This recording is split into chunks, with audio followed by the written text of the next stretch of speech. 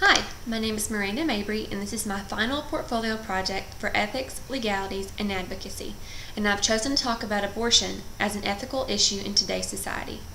I work in a neonatal intensive care unit, so abortion is a topic that is spoken of when we have a child come in with an incurable disease or a negative prognosis that's been diagnosed in utero. The mothers that we work with have opted not to have abortion, rather go ahead with their pregnancy and love their child unconditionally for as long as they may have. Other mothers, the ones that we will never meet, choose to abort the pregnancy and try again to have a healthy baby for their own reasons.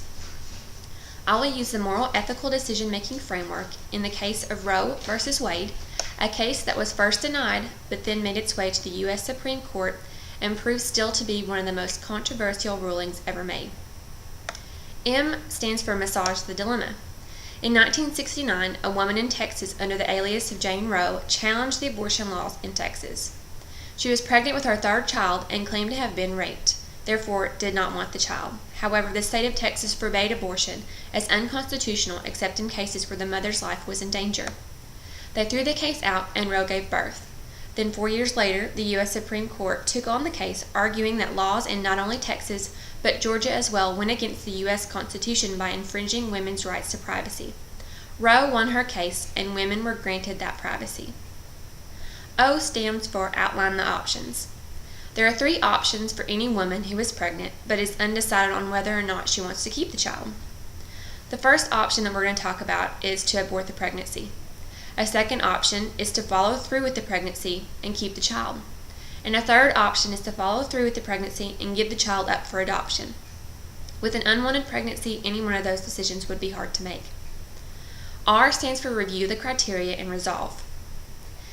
If she would have gone through the option 1, abortion, would that have produced the most good and done the least harm? Since she claimed to be a victim of rape, bearing a child from that incident may have caused her a lot of emotional baggage. Many would say that rape victims can benefit from aborting an unwanted pregnancy. However, reports have shown that abortions can have detrimental side effects to women's minds and body. Would abortion respect the rights and dignity of all stakeholders? Here's where the unborn child comes into play. At what point does that child have rights? It can't make decisions on its own, so it's up to the mother to make decisions for both of them. As the court decided in this case, it's the woman's body and therefore she should be able to do what she sees fit with it. Following through with the pregnancy was option number 2. This could be seen as the most appropriate option. It could produce good and do the least harm. However, it was apparent that she did not want the child. She filed a court case so she could abort the child in the first place. The child's life could have been in serious danger because she was forced to give birth to a child that she did not even want. Her rights were not respected, however the rights of the unborn child were. The child got life, but the mother was forced to do something with her body that she did not want to commit to. Lastly, giving the birth and giving the child up for adoption.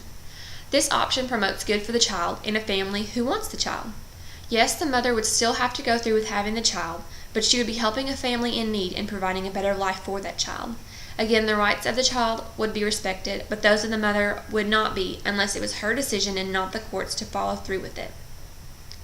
A stands for Affirm Position and Act. Based on all the criteria, I would say that option 3, give the baby up for adoption, would be the best choice. I feel that it promotes good and would do the least harm to all parties involved. The mother would not have to deal with the grief of bringing up a child that she did not want, and she wouldn't have to go through the painful procedure. And a family that could not have a child of their own would get great joy and be able to provide a life for that child.